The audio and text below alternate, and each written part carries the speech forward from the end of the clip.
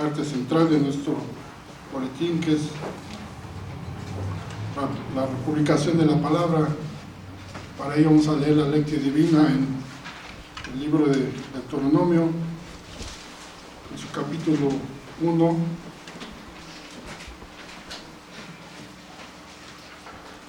Y lo vamos a leer alternadamente del 1 al 18. Ponemos de pie.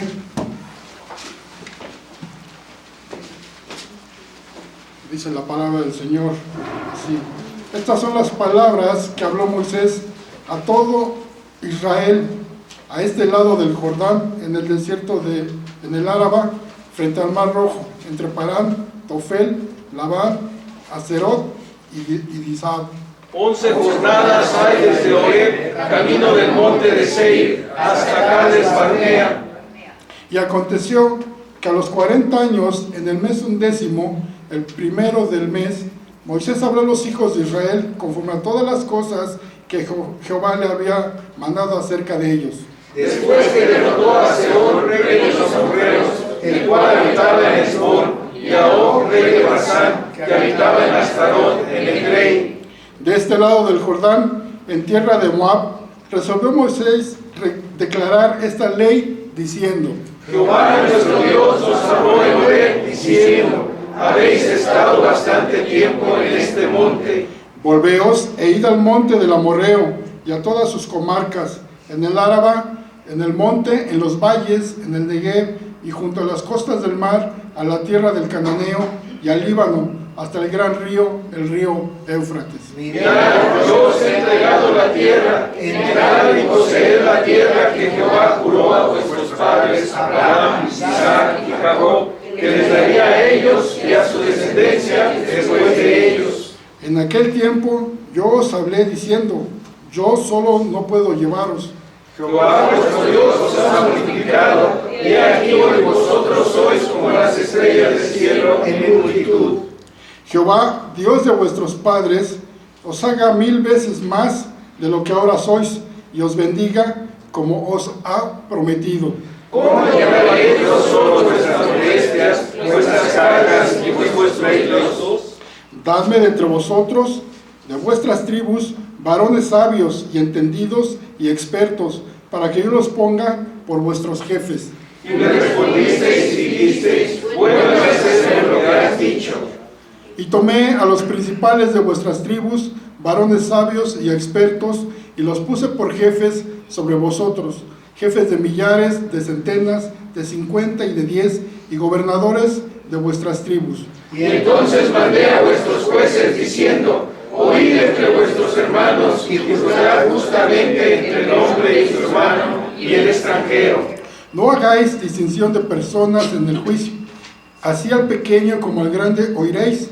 No tendréis temor de ninguno, porque el juicio es de Dios, y la causa que os fuere difícil la traeréis a mí, y yo la oiré. Os mandé pues en aquel tiempo todo lo que habíais de hacer.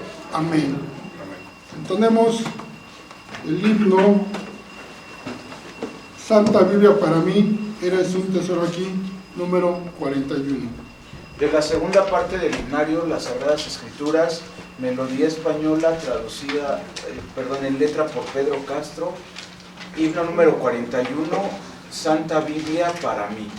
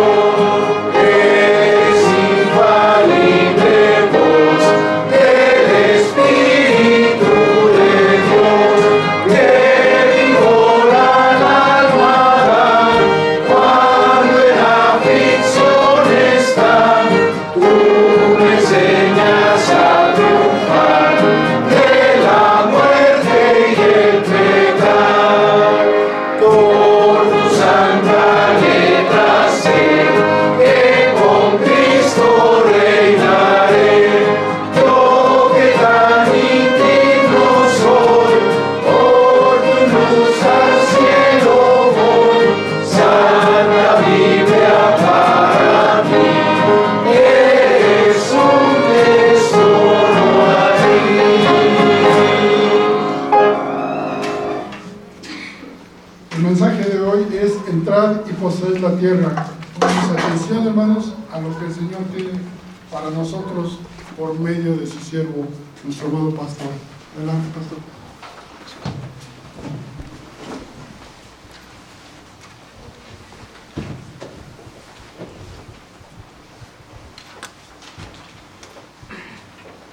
Les invito, hermanos, a que abramos la Escritura, ahora en el libro de Génesis, capítulo 12,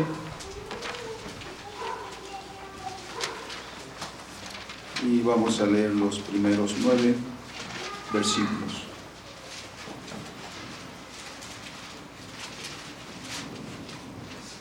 Alternadamente dice la Escritura: pero Jehová había dicho a Abraham: vete de tu tierra y de tu parentela y de la casa de tu padre a la tierra que te mostraré.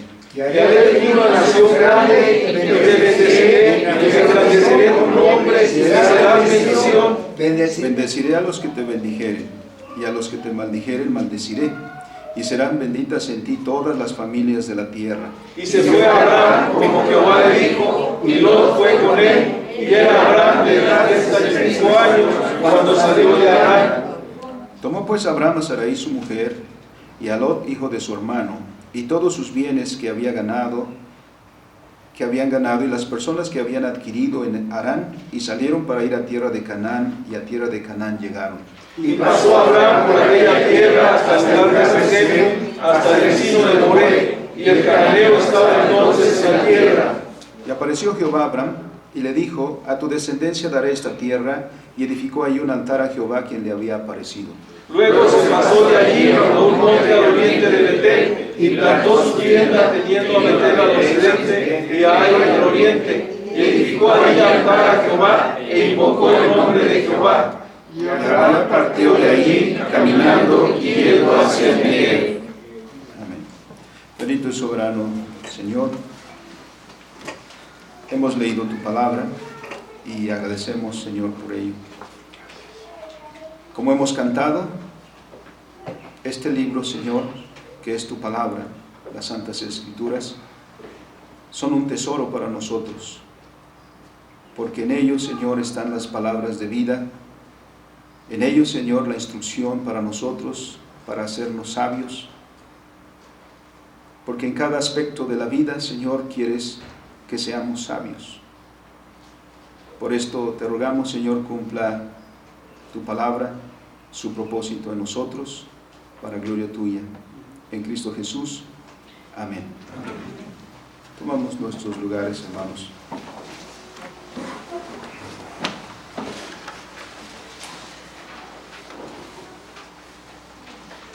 Después de las celebraciones que hemos tenido, hermanos, que han sido varias, que se han sucedido casi una tras otra, retomamos nuestro tema que hemos elegido para este año, que se resume en las palabras del doctor Marshall, perdón, no es Marshall,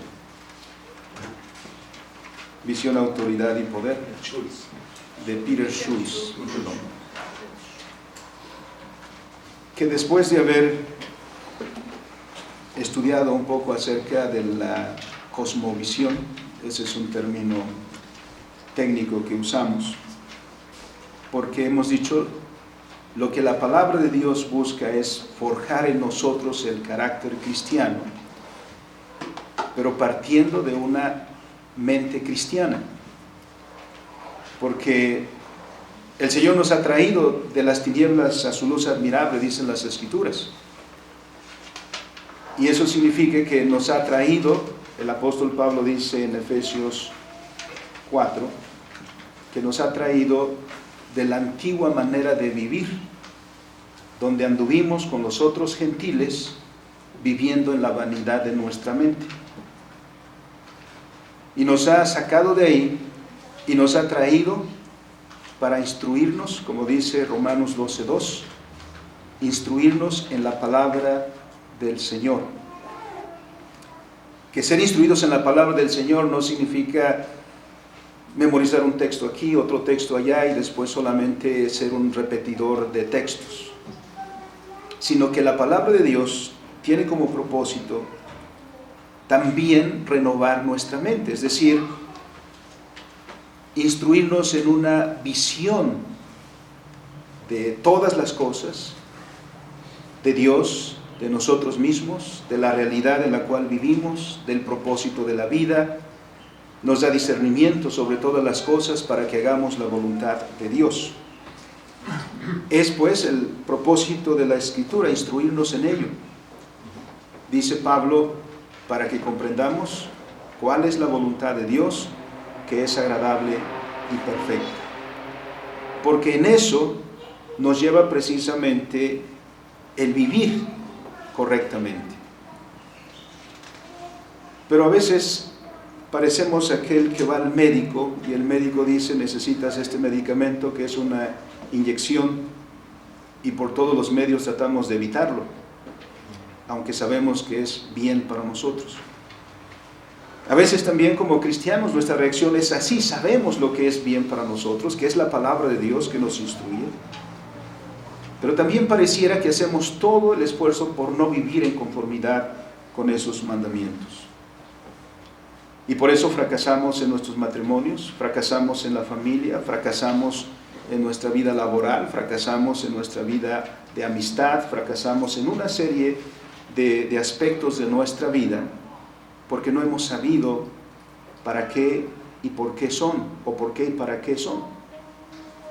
Cuando la palabra de Dios tiene que ver con todo eso, nos instruye para que sepamos ser amigos, para que sepamos ser esposos, para que sepamos ser padres, para que sepamos ser empresarios, para que sepamos ser líderes, para que sepamos ser gobernantes, y en todos los aspectos, y en eso haya bien, porque Dios nunca quiere nuestra desgracia. En todo Dios quiere que nos vaya bien. Por eso es que Dios confrontó a su pueblo. El libro de Deuteronomio nos instruye sobre eso, cuando le repite la ley al pueblo, y al repetirle la ley al pueblo le dice: ya aquí está, algunos llamarían, aquí está el secreto de la felicidad, porque él dice: ahora está delante de ti la bendición y la maldición. Es decir, te puede ir bien o te puede ir mal. ¿Y dónde está el punto central? En la palabra de Dios. Si rechazas cumplir los mandamientos de Dios, ¿qué vas a encontrar? ¿Bendición? No. Maldición.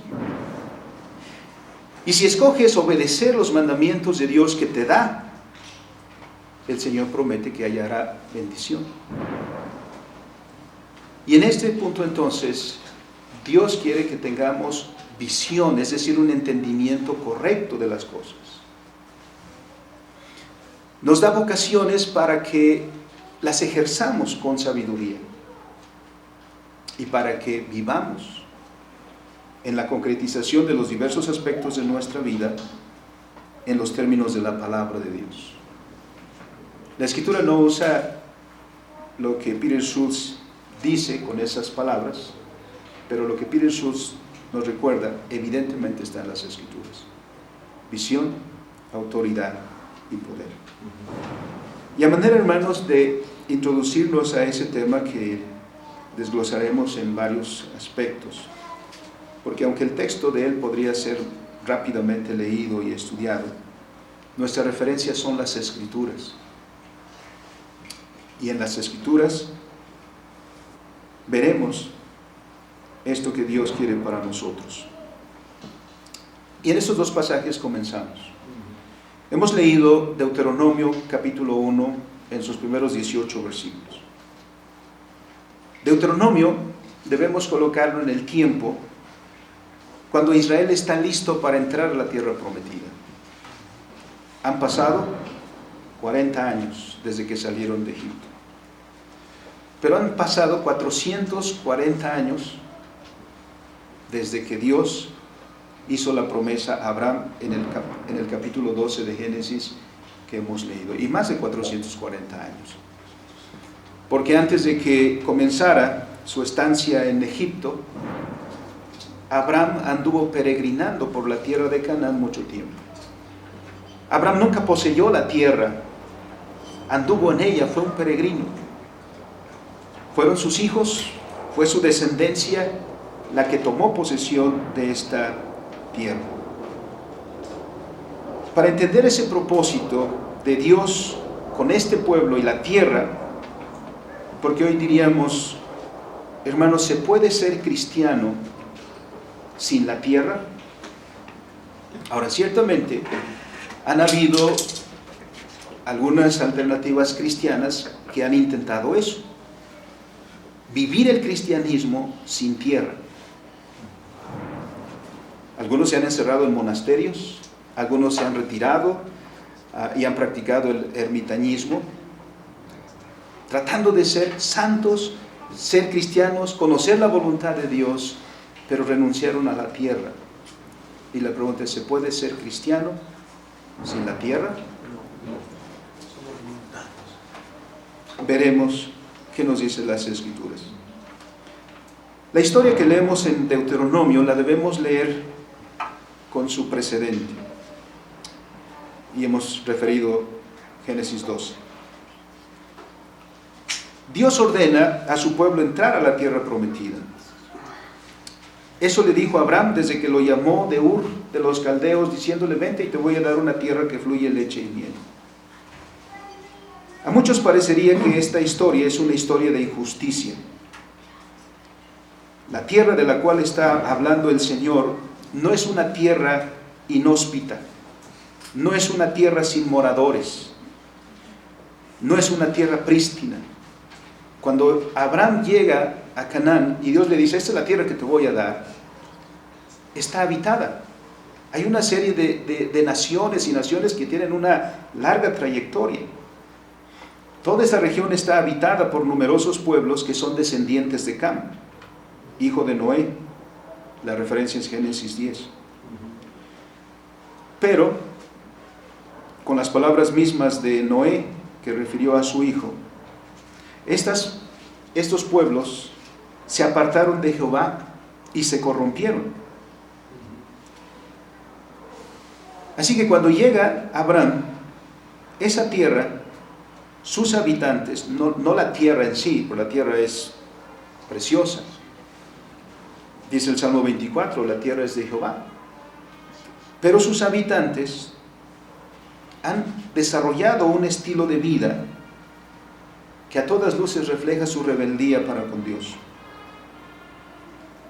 La entrada de Israel a esta tierra no significa, o en primera instancia sí significa despojar a este pueblo de su tierra. Y algunos verían eso como una injusticia, algo violento. Y no solo viene para despojarlos, sino el Señor ha dicho que Israel debe acabar con esos pueblos. No es Israel que viene con sangre o con deseo de derramamiento de sangre, como sí eran característicos los asirios. Estos eran hombres crueles, hacían la guerra como un deporte, tomaban esclavos y subyugaban a naciones y se alegraban sobre los vencidos. Por eso nadie quería a Nínive. Por eso Jonás no quería ir a Nínive. Porque el ir a Nínive y hablarles la palabra y que se arrepintieran, en el capítulo 4 de Jonás dice: Señor, yo ya te conozco. Por eso no quería venir. Sé que eres un Dios misericordioso. Porque al parecer en el corazón de Jonás, esto es lo que merecen, es la destrucción. Israel no viene con deseo de derramamiento de sangre. No es un proyecto de Israel de formar un imperio como caracteriza a las demás naciones. Este es un proyecto de Dios. Dios llamó a Abraham y Dios va a firmar esa promesa con los hijos de Abraham. Abraham habría estado tranquilamente en Ur. Israel, ese Israel que peregrinaba en el desierto, muchas veces dijo, hubiéramos estado mejor en Egipto. Allá teníamos carne, cebollas y ajos. Sí, éramos esclavos, pero comíamos bien, ¿no? Así que añoraban regresar a Egipto. Este no es un proyecto de una nación que desea por sí misma ser un imperio, dominar el mundo, sino es Dios el que está detrás de este proyecto. Es Dios quien llamó a este pueblo y a quien dice que va a dar esta tierra. Y todo esto está basado en el principio de la historia, porque originalmente Dios creó la tierra y al hombre para que éste fuera su mayordomo. Él puso en sus manos el cuidado y el desarrollo de su creación. Sin embargo, el hombre se rebeló.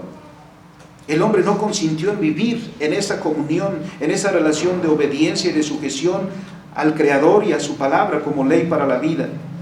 El hombre quiso buscar su propio camino, quiso ser el propio Señor de su vida, y el resultado a todas luces está ahí.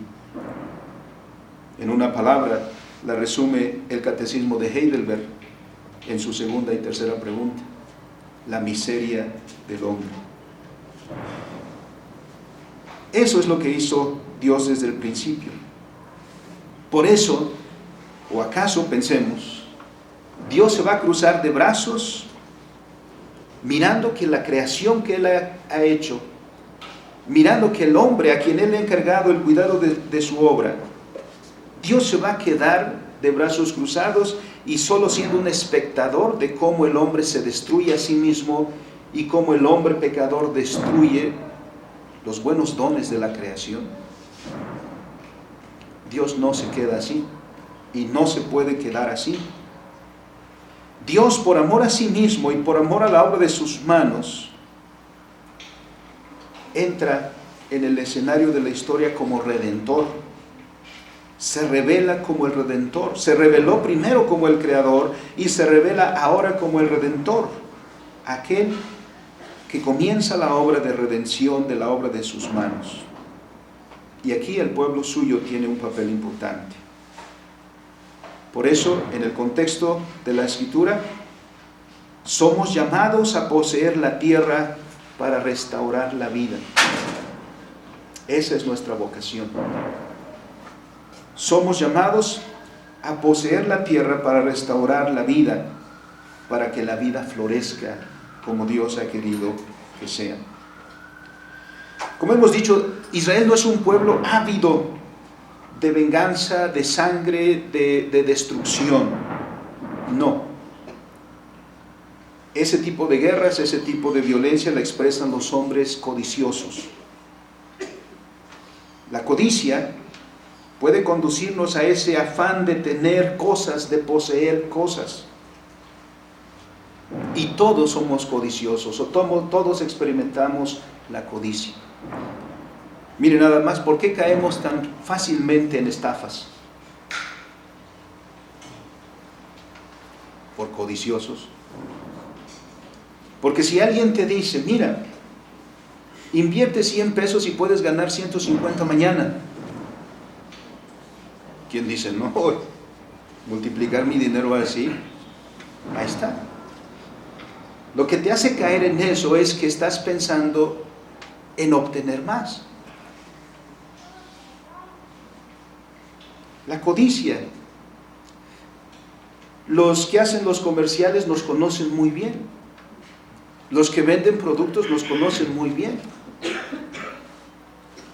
Todos van dirigidos a despertar en nosotros este sentir de querer poseer, de querer más, de que ya tienes pero quieres más.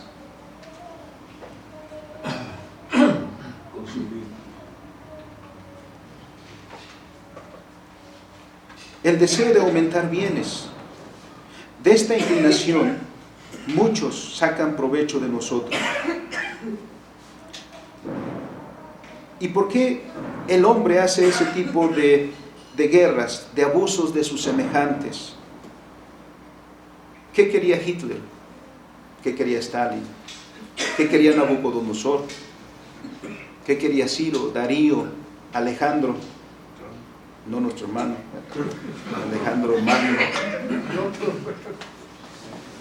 ¿Qué querían? Forjar imperios, acumular poder. Nabucodonosor, al concluir sus victorias, hizo un monumento, que era un monumento a sí mismo. Y dijo, ¿no es esta la Babilonia que yo he forjado? Los hombres buscan eso. Y cuando buscan eso de esta manera, son capaces de causar destrucción, lo que hemos visto en la historia del mundo. Hitler, ¿cuántos seres humanos mató? Con el propósito de establecer su tercer rey. Stalin mató más que Hitler. Mao Zedong. Esto no es lo que mueve a Israel. Israel no va tras la posesión por la posesión misma. Es Dios el que está llamando a este pueblo, y es Dios el que le dice a Abraham, yo te voy a dar esta tierra. Y cuando llega el momento, Dios le dice, esta es la tierra que yo juré a tus padres que se las iba a dar a ellos, y ahora aquí la vas a tomar tú, le dice a Israel. Dios llamó a Abraham muchos años antes y le dijo lo que ya hemos leído en el capítulo 12 de Génesis. Y en el capítulo 1 de Deuteronomio es a la descendencia de Abraham a la que le está hablando. Ese es el proyecto de Dios, que como he dicho tiene contexto en la creación. En primer lugar, tenemos que recordar siempre la creación, porque una manera de pensar cristiano, verdaderamente bíblico, nunca deja la creación fuera. Miren, los cristianos hablamos mucho de la salvación. Evangelizamos, es el evangelio que hay que predicar, estamos de acuerdo. Pero cuando desconectamos el evangelio de la creación, el resultado es una burbuja espiritual. Un cristianismo sin tierra, un cristiano sin contexto creacional. Una manera de pensar cristianamente, bíblicamente, siempre lo va a hacer en términos del orden creado. Siempre lo va a hacer tomando en cuenta la creación, siempre va a hacer referencia a Dios como el creador de todas las cosas.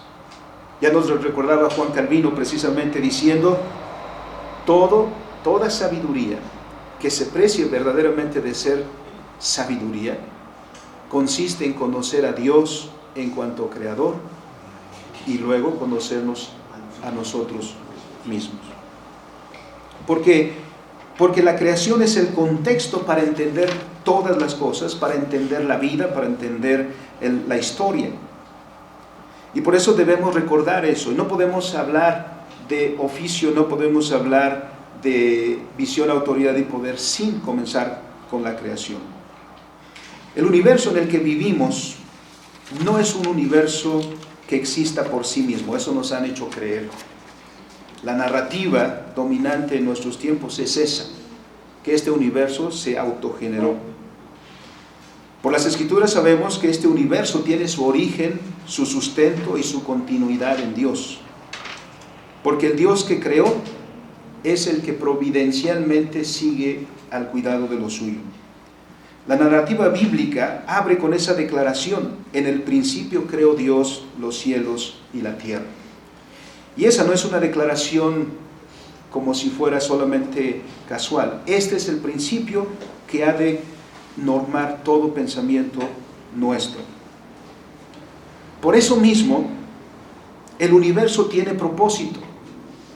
El universo, si hubiera aparecido por sí mismo, tendríamos un universo sin propósito, sin significado y pobres de nosotros, porque entonces nuestra vida pierde valor, no tiene sentido, es absurda, no existe con un propósito definido.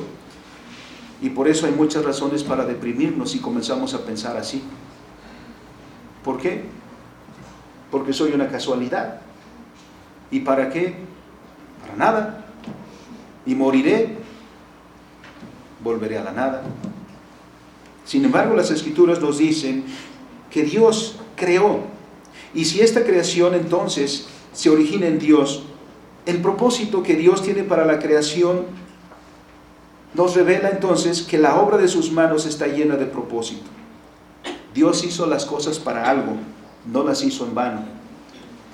Creó al hombre con una intención, con un propósito. No existe el hombre en vano. La narración de Génesis, en esa sucesión de días, nos revela precisamente que en esa obra creadora, Dios tiene propósitos. Ese orden de 6 días, más que contar tiempo, nos enseña intención. Porque cuando Dios crea las cosas en el primer día, esas cosas están anticipando las cosas del segundo día. Y las cosas del segundo día no pueden existir sin las del primero. Y hay una relación armoniosa entre estas, pero a la vez no están completas, porque estas mismas están anticipando las que vienen en el tercer día, y estas las de los días subsecuentes, de manera que hasta el punto que todo está completo, es cuando Dios dice, o la Escritura nos dice, vio Dios que todo lo que había hecho era bueno, y era bueno en gran manera. Porque allí en el día de la conclusión, todo está completo. En ese punto la creación está completa. En ese momento la creación es lo que Dios ha planeado desde el principio que sea. Cuando uno ve, por ejemplo, los planos de un arquitecto, uno ve en papel trazos, medidas, cálculos. Pero es muy diferente mirar un proyecto que está en esas características a llegar a ver la realidad que eso anuncia. Cuando uno ve, ya no solo ve, sino entra al edificio, entra a la casa que esos planos están expresando. Es lo mismo que sucede en la creación. El hombre que viene al final que Dios ha creado, entra en la casa que Dios ha ordenado, que ha creado, que ha puesto todas las cosas en orden, para entonces servir toda esa creación de contexto para la vida humana. Es como cuando alguien compra una casa o termina de construir una casa y llega el día de entrar a habitar en ella. Entonces las ventanas tienen sentido cuando desde dentro te sientas o te asomas para ver el paisaje que hay afuera y no para espiar a tu vecino. ¿No? Entonces, la habitación y todos los muebles tienen sentido, porque ¿qué caso tendría una casa vacía con muebles ahí si nadie se sienta, si nadie come ahí, si nadie cocina, si nadie descansa, si nadie duerme ahí? La creación sería absurda sin el ser humano. La creación entonces es el contexto que Dios ha establecido para colocar allí al hombre y entonces señalarle su tarea. Por eso la narración tiene este propósito de decirle al hombre que lo ha creado con el propósito de que éste, en sujeción a su creador, trabaje para desarrollar esa creación que le ha sido puesto a su cuidado.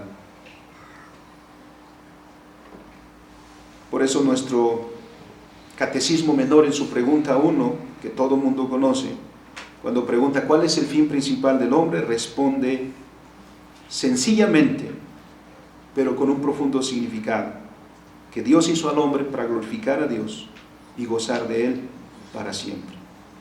Aunque todo el universo manifiesta la gloria de Dios, su eterno poder y edad, dice Romanos 1:20, la narración bíblica se centra en el desarrollo de la historia en esa tierra, y particularmente se centra en la historia de la humanidad. La humanidad, que fue creada con el propósito de tener el papel de administradora de la obra de Dios, se ha tornado en una humanidad en rebeldía, y la consecuencia de esa rebeldía son tremendas. Y en ese contexto es cuando se lleva también la redención, porque Dios va a la tarea de redimir a esa humanidad Y al redimir esa humanidad, también busca redimir toda la creación. Vuelve al hombre a su vocación original.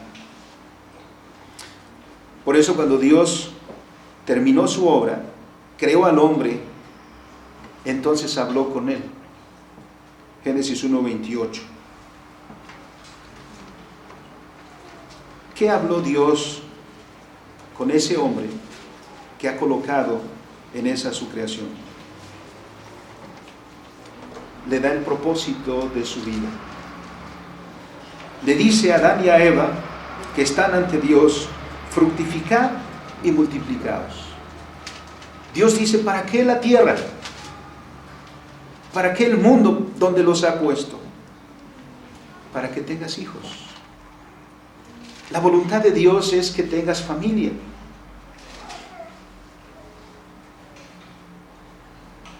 Pero no fue todo. Llenad la tierra, sojuzgadla, señoread en los peces del mar, en las aves de los cielos y en todas las bestias que se mueven sobre la tierra. Ese es el deber del ser humano. Ese es el deber que Dios ha puesto al hombre. Vive en el mundo y desarrolla el mundo, porque Dios te está dando dominio, señorío sobre toda la obra de sus manos. Dos tareas se van a hacer ahí: cuidado y desarrollo. Cuidado y desarrollo. Sí, has de desarrollar, pero no solo desarrollar, sino has de cuidar. Porque cuando desarrollo se da sin cuidado, ya vemos el resultado. Quienes no les importa talar los bosques y dejar después desierto ese lugar. Cuando se entiende el mandamiento de Dios: cortas árboles, siembras árboles. Pero la codicia otra vez ahí entra. Porque quieres ganar, quieres explotar, quieres enriquecerte, destruyendo aquello que Dios ha puesto a tu cuidado. Esa es una terrible falta de visión. Y los grandes males que aquejan a la humanidad son eso. Nacen de un corazón entenebrecido que ha perdido la visión. ¿Por qué los matrimonios sufren, terminan en divorcios? Porque los que se casan no tienen visión.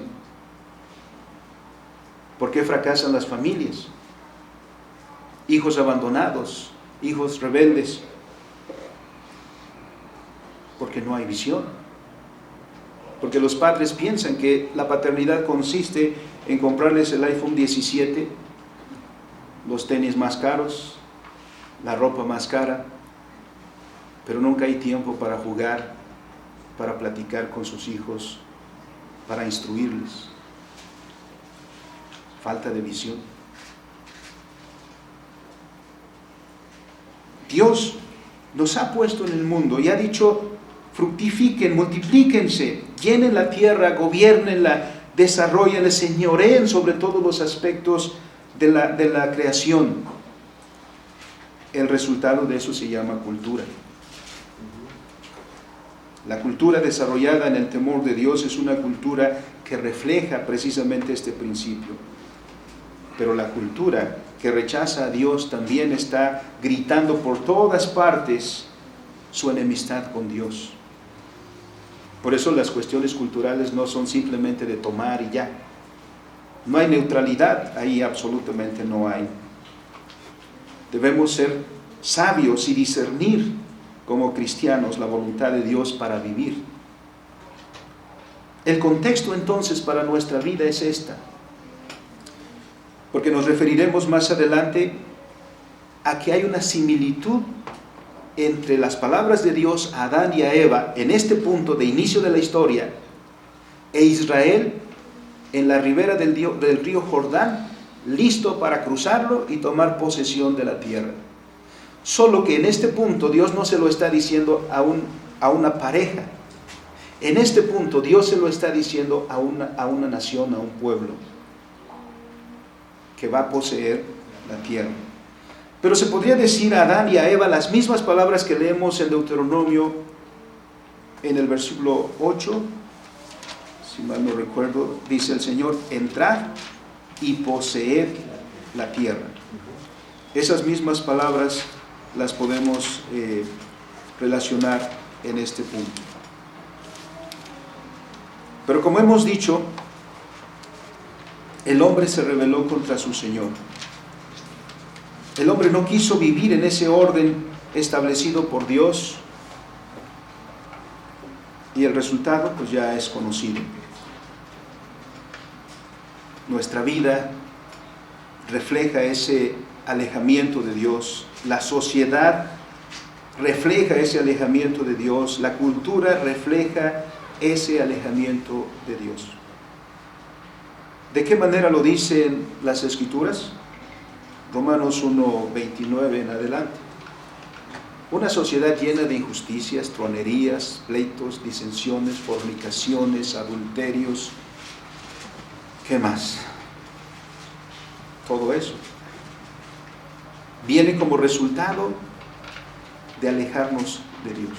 Y como he dicho, es el resultado de no tener visión, de ejercer autoridad y poder sin visión. La metáfora que usa el hermano Schultz es una aplanadora. Él dice: imaginen que una aplanadora está funcionando y está andando, pero no tiene quien la maneje. Todo lo que se ponga delante de la aplanadora la va a aplastar. Así es autoridad y poder, o poder sin visión. En la manera práctica que miramos es, hermanos, cuando nuestros líderes, cuando nuestros gobernantes no tienen visión, no tienen idea, pero están ocupando un puesto como este tan delicado, ¿qué sucede? Las noticias, resulta que un alcalde de un pueblo en Veracruz, Catemaco, con costo al erario se compró una camionetota. Para eso es su poder que tiene. Un viaje a Europa, y él solito se toma una foto, un video diciendo: estoy en el Estadio Bernabéu, aquí vine a ver un partido de fútbol aquí. Eso es visión. ¿Qué será de sus gobernados? ¿Estarán contentos? Qué bueno que nuestro presidente se fue y está comiendo en los mejores restaurantes y está comprando la mejor ropa y está visitando los lugares carísimos. Seguro que no están contentos. Falta de visión. ¿Qué sucede de la tierra de Dios, del mundo que Dios hizo, estando en las manos de una humanidad que no tiene visión? Es como esa aplanadora destruye el buen orden de Dios. Porque el hombre toma lo que es bueno, toma el matrimonio y lo corrompe, toma la familia y la corrompe, toma la economía y la corrompe. Porque es como el rey Midas, todo lo que toca lo corrompe. Eso hace el hombre pecador. Dios se va a quedar como un espectador en ninguna manera. Dios viene a recuperar. Y este es el punto que vemos en este momento en que Dios dice a Abraham y después a la descendencia: esta es la tierra que juré a tus padres que te la habría de dar. Porque creación, no nos hemos detenido mucho en la caída, pero entonces da lugar a la recuperación. El proyecto, el plan que Dios está llevando en marcha es recuperación. Se llama recuperación. Porque la caída no significó que la creación o que la tierra fuera expropiada a Dios. Dios no perdió los derechos, su autoridad sobre la obra de sus manos. Nadie le puede quitar a Dios lo que es suyo. Además, la creación no puede existir si no es en dependencia de su creador, porque no tiene existencia por sí misma. Nuestro universo sigue existiendo porque Dios, que le dio origen, es también el mismo que la sustenta y la guarda, dice el Salmo 104 y otros salmos. Lo que la caída significó es que el hombre se apartó de Dios y sustituyó la ley de Dios, colocando en ello su propia voluntad. Dice Pablo, quitó la verdad de Dios y en su lugar puso la mentira. Y eso es lo que ha estado dirigiendo a la humanidad sin Dios, la mentira. Y el resultado es la distorsión, la pérdida de visión para la vida del hombre. Lo que la Escritura llama en una sola expresión, la contaminación de la tierra. El hombre pecador contamina la creación de nuestro Dios. Eso se expresa ¿en qué? En una cultura desarrollada por una humanidad que muestra que no hay lugar en su vida para Dios, para el Dios de las Escrituras, para el Creador, que en cada parte de su vida está clamando su enemistad con Dios. Porque cuando Dios dijo que el matrimonio es entre un hombre y una mujer, el hombre perverso dice, ¿por qué no puede ser como yo digo? ¿Por qué no puede haber el matrimonio del mismo sexo? Porque cuando Dios dice que los padres deben educar a sus hijos, porque sus hijos son de herencia de Jehová, el Estado quiere quitar la potestad a los padres y apropiarse de los hijos. Y ejemplos sobran. Esta es una cultura que está diciendo, no queremos a Dios y no obedecemos su palabra. En la tierra de Canaán, ¿qué es lo que hay? Dijo Dios a Abraham en Génesis 12, que ya leímos en otra ocasión también. ¿Por qué Adán no poseyó la tierra que Dios le dijo, esta es la tierra que te voy a dar? Porque leemos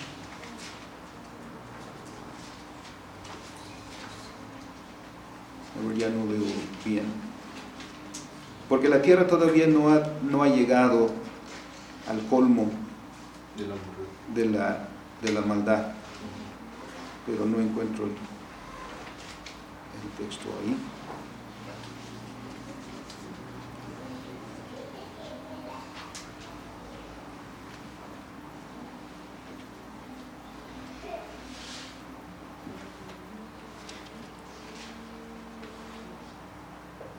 Bueno,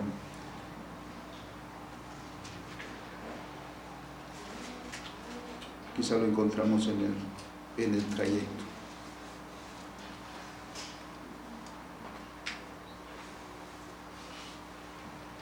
La tierra de Canaán, siendo habitada por naciones paganas entonces, aunque descendían de Cam, hijo de Noé, se habían entregado al paganismo.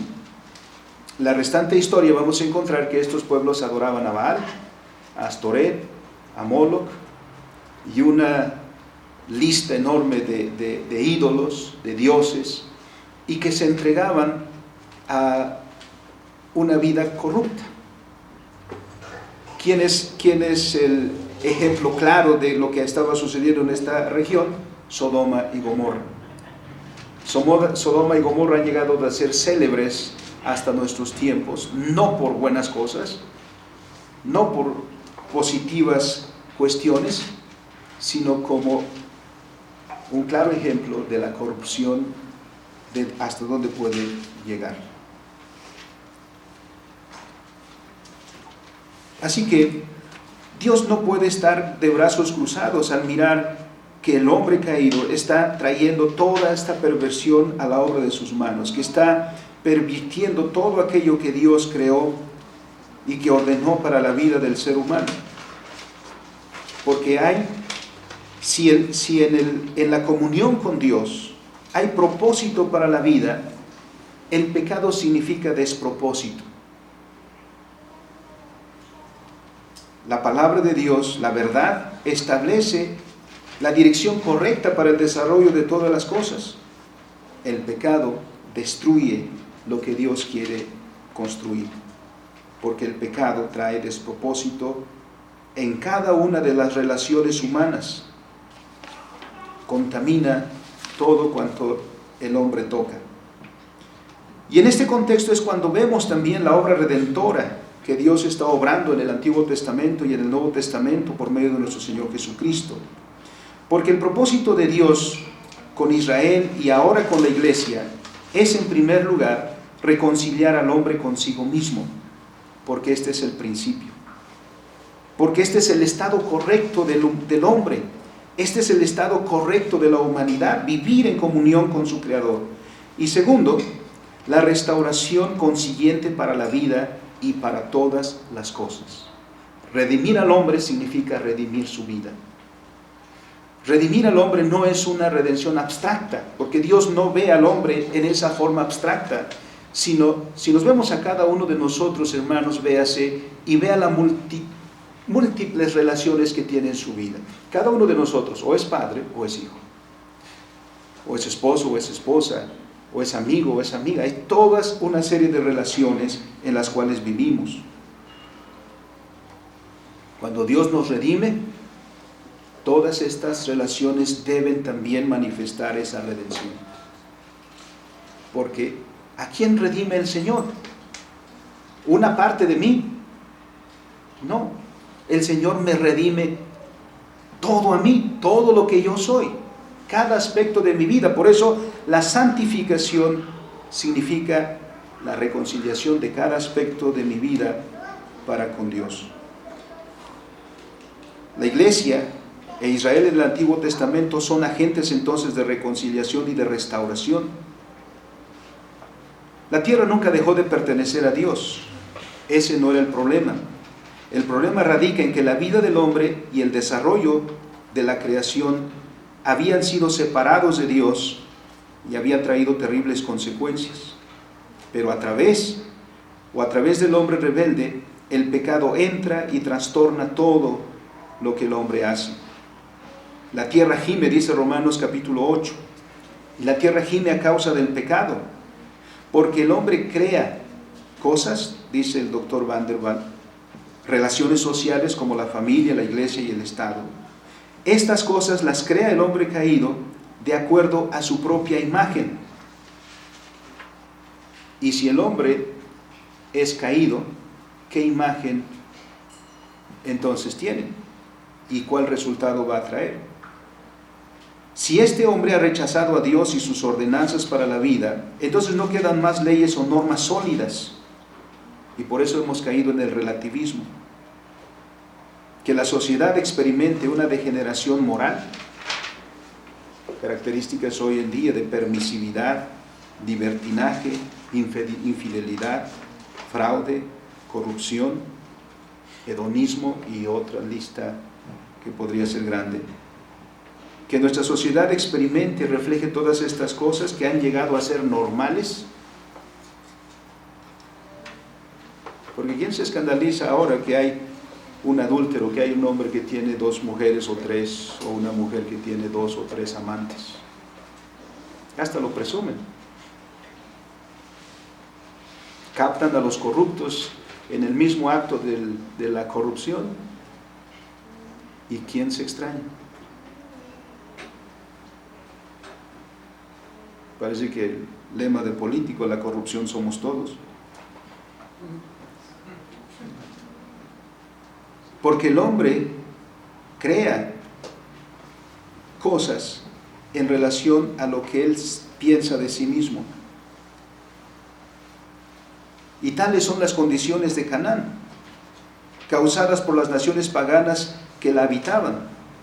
La tierra creada por Dios no estaba dando los frutos esperados. Por eso Dios se da la tarea de recuperar, redireccionando la vida de un pueblo que bajo sus leyes ha de traer verdadero propósito para la creación. Como hemos dicho antes, no se trata de una nación de Israel que entra a esta tierra con deseos de venganza, con deseos de derramamiento de sangre. La guerra no es un deporte para Israel, sino es bajo la ordenanza de Dios, porque Dios a través de ellos está trayendo juicio sobre los rebeldes, juicio sobre aquellos que se han apartado de Él, juicio sobre aquellos que han usado y malversado sus talentos que Dios le dio, hombres que corrompen todos los bienes de la creación que Dios ha dado. Dios entonces está trayendo un pueblo al cual ahora le dice: entra y posee la tierra. Porque el escenario correcto para la vida santa, la vida que ha de desempeñar Israel y la iglesia, no es huir del mundo, no es buscar cortar todo contacto para no contaminarnos del pecado. Una vida santificada significa una vida vivida en comunión con Dios, obediente a su palabra, direccional y realizada en la tierra. Porque la dirección que Dios da es para la vida aquí en la tierra.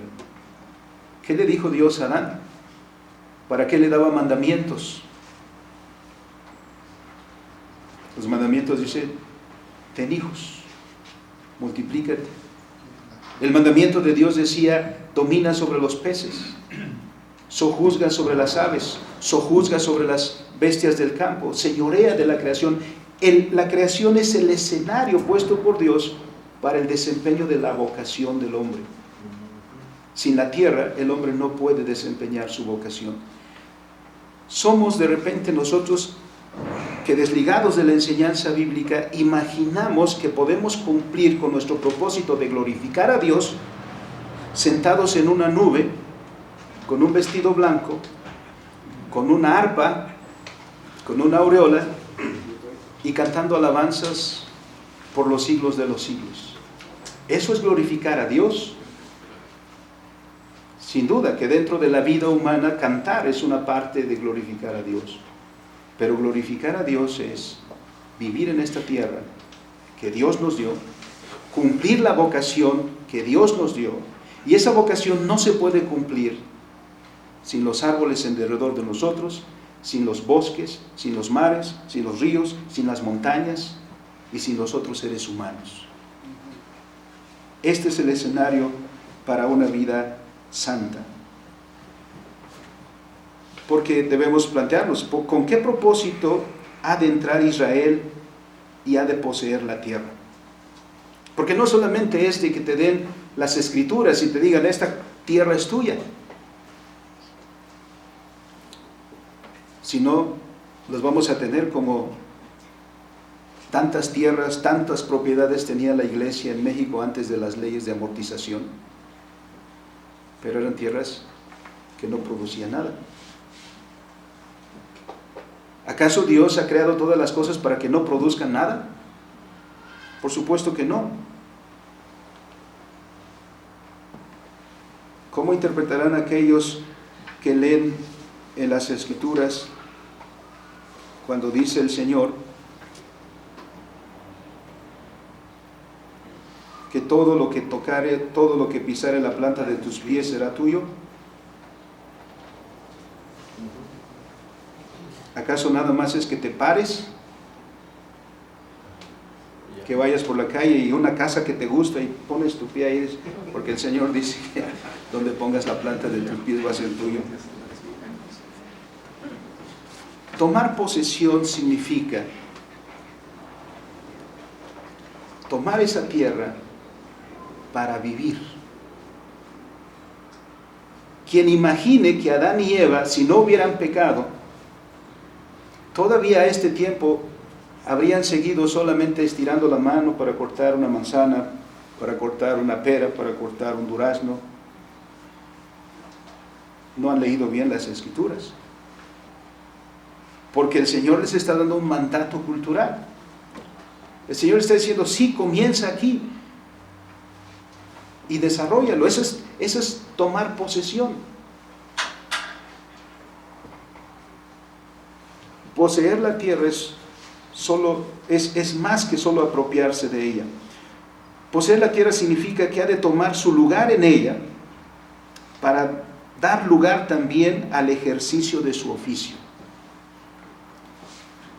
Los israelitas deben saber qué es lo que van a hacer en esa tierra y cómo lo deben hacer, tanto como individuos como pueblo suyo. A veces pienso, hermanos, Si Israel hubiera ido directamente de Egipto a Canaán, ¿qué hubieran hecho? Claro, eso es una óptica muy mía. Eran un montón de gente que no tenía estructura, que no tenía organización. Era un montón de gente liderada por Moisés. ¿Qué habrían hecho al entrar a la tierra? Habían sido muchos años esclavos. Casi podía haber personas ahí que toda su vida habían sido esclavos. Los líderes eran los egipcios, los que decían cuántos tabiques tienes que hacer, los que decían cuántos debes comer, todo eso eran ellos. Pero entrar a la tierra prometida significa tomar el liderazgo. Ahora ya no estamos sojuzgados por nadie más, ahora somos nosotros los que debemos dar lugar a la vida, y entonces debe desarrollarse el liderazgo, debe haber organización. ¿Qué hizo el Señor? ¿Cuánto tiempo se quedó Israel en el Sinaí? 2 años.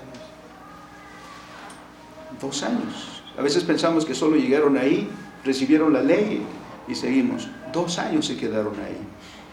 En esos 2 años se construyó el tabernáculo. Todo el trabajo del tabernáculo se hizo ahí, en esa estancia. En ese punto se dieron todas las leyes. El libro de Números, sobre todo, nos dice que Dios organizó a su pueblo. Ahí comienza el Señor a hacer la diferenciación. Vamos a hablar de esto más adelante, pero echemos un ojo al libro de Números para mirar lo que estoy diciendo, hermanos. Ahí comienza la diferenciación. Dios, teniendo a su pueblo allí, lo ordena. Dios ordena el campamento. Dios dice dónde va a estar el tabernáculo, quiénes se van a colocar al norte, quiénes al sur, quiénes al este, quiénes al oeste. Cuando haya que marchar, Dios dice quiénes son los que van a ir al frente de la caravana, quiénes van a ir después, quiénes van a continuar, y así. ¿Qué diferencia hay entre esta manera de marchar y aquella que salían de Egipto? Todos en bola, ¿no?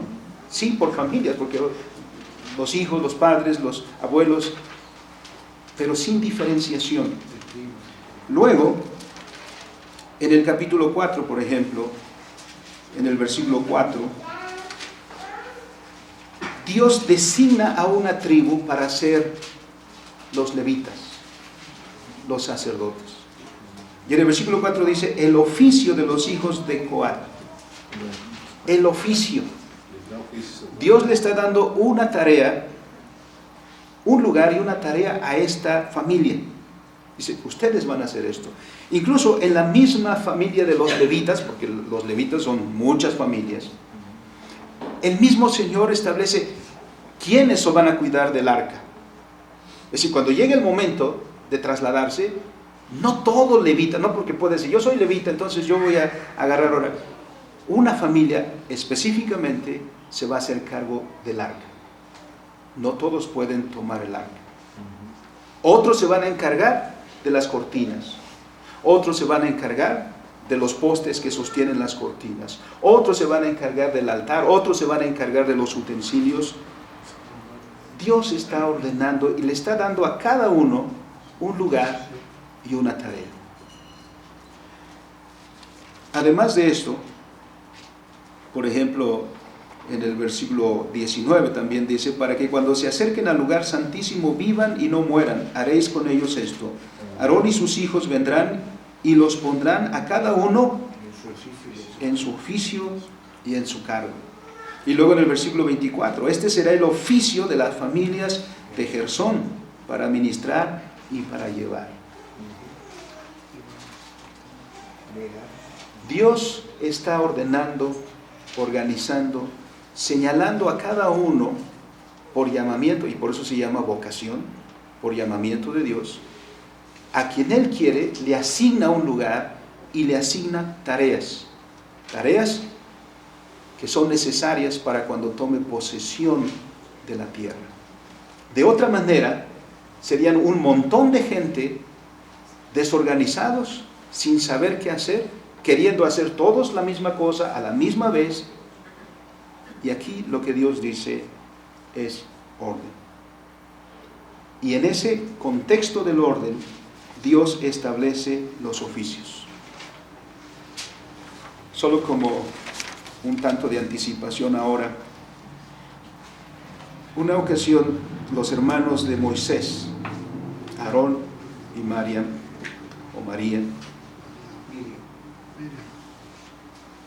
dijeron uno al otro: oye, ¿por qué tenemos que obedecer a Moisés? ¿Por qué tiene que Moisés ser el que dirija? Dice: tú y yo también Dios también ha hablado a través de nosotros. Además, Aarón y María, o Miriam, eran mayores que Moisés. Así que con cierto derecho, Moisés, somos tus mayores porque tú eres el que dirige todo el asunto aquí. Pero Moisés no entra en una lucha de poder. La escritura en ese pasaje dice que Moisés era el hombre más manso de la tierra. No se tornó en una lucha de poder. Trajeron el asunto a Dios. Moisés le dijo a Dios: mira, Señor. Y el Señor llamó a los tres y les dice a los tres, ¿no? Viene cuando se enferman de la lepra. Y Dios dice: Moisés es el líder porque yo lo llamé. Ese es el orden que Dios estableció. En una sociedad, no somos esposos por casualidad. Esa es una vocación recibida de Dios. No somos padres por casualidad. Es un don y es una vocación dada por Dios. La amistad, el trabajo y cualquier tarea que se nos ha dado para desempeñar en la vida no es mera casualidad. La miramos como una vocación que Dios da y por la cual entonces tenemos que responder a Dios, porque es de la manera que Dios está recuperando su tierra. Es la manera en que Dios está llamando a su pueblo para restaurar a sus verdaderos propósitos la vida humana. Porque Dios está haciendo esta labor de restauración, de recuperación. Dios quiere que nuestra vida esté llena de propósito en todos los aspectos de nuestra vida y finalmente en la vida como un todo. Pero no se puede hacer eso sin la tierra, porque el contexto para el desempeño de nuestra vocación cristiana es la tierra que Dios nos dio. Entonces, las palabras de Moisés a Israel: entren y posean la tierra. Pero nosotros no queremos entrar. Tenemos miedo quizá. Por eso es que no tenemos escuelas, por eso es que no tenemos sindicatos, por eso es que no tenemos organizaciones, instituciones. ¿Nos da miedo? ¿Cuándo vamos a poseer la tierra que Dios nos ha dado? Ahí responderemos cada uno de nosotros. Oremos. Bendito y soberano Señor, esta es la tierra que tú nos has dado. Es la tierra que es tuya desde el mismo principio que le diste existencia. Todas las cosas que hay en él, en esta creación, en este mundo, son tuyas. Todas las cosas las has ordenado, Señor, para tus fines santos. Pero el hombre, en las manos en que lo pusiste para administración, se rebeló, Señor, contra ti. Se apartó de ti y ha traído corrupción a la vida humana y que afecta también, Señor, al resto de la creación. Pero tú has buscado redimir, recuperar, restaurar la obra de tus manos. Y por eso has llamado a un pueblo a quien le has dado tus leyes, tus estatutos y tus decretos santos, para que el hombre redimido, cumpla su vocación. Nuestra vocación cristiana, Señor, que tiene como contexto esta tierra, a la que también nos has dicho, entrad y poseedla.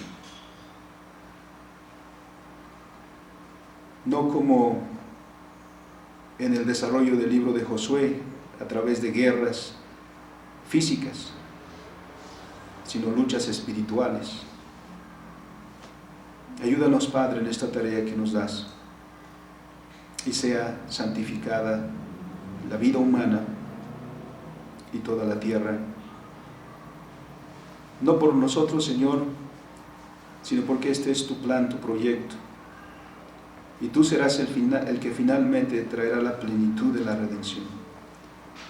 Pero que nos has dado una vocación, Señor, eso es cierto, y que de lo que hagamos con el lugar y la tarea que nos has encomendado, algún día responderemos a ti, Padre. Que entre tanto que estamos aquí, desarrollemos, Señor, nuestro oficio, nuestra vocación, con temor y temblor delante de ti. Por Cristo nuestro Señor. Amén. Amén.